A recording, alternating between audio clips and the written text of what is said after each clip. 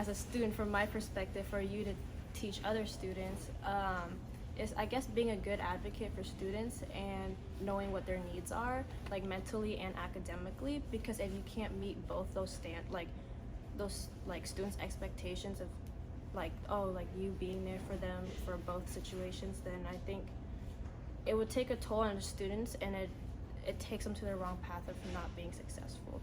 Like, for example, if I were to be an instructor, I would check in with my students, like, well, one, if my student has a disability, like if they have an IEP or 504 plan, I would make sure what their accommodations are, and I would make sure like what they need and what materials and tools that they need up front so that they can be successful in my class.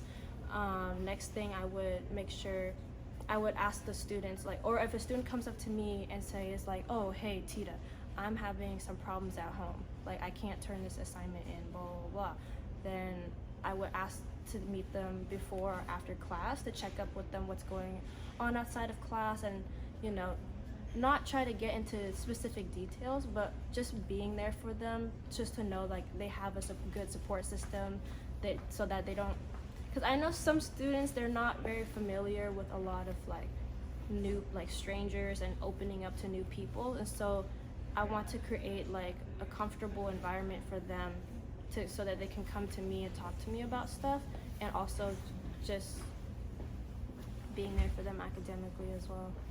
Yeah, you also mentioned that outside issues overpowers students' learning abilities. Can you share more about that? Yeah, so personally for me, like I'm just gonna use my story for example. I do have a lot of outside issues that does overpower my learning abilities. Like let's say some students could have family issues, or something happened at work and it's taking a toll on them at school, where they can't learn, where they can't focus properly.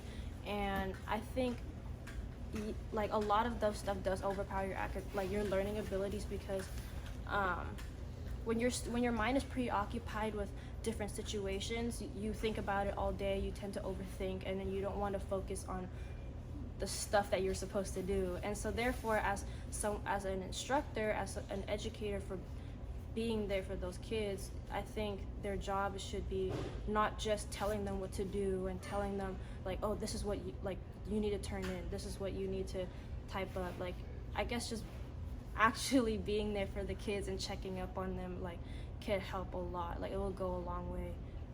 I've seen a pattern within instructors that they make a lot of insensitive jokes within students' needs. It's not something that's necessary for them to comment about, I guess, because there's a lot.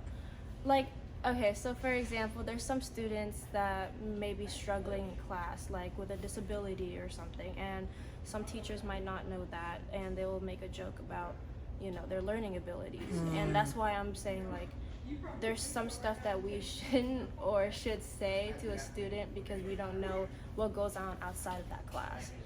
And I think just building that bond with the student will motivate them to want to do more. Right. So, yeah. In other words, be careful the jokes you make. Yeah. But still be a fun teacher. Mm-hmm. So how do teachers become fun when they have to be careful with what they say? I guess just being comfortable around your students, Okay. Because if you're obviously you can be strict, you can have all these rules, but if you're too hard on a student and kind of make the student feel uncomfortable, they don't want to be around you. Right. And they kind of just want to slack off and not do your work. So I guess just building that bond with students and just being comfortable with them.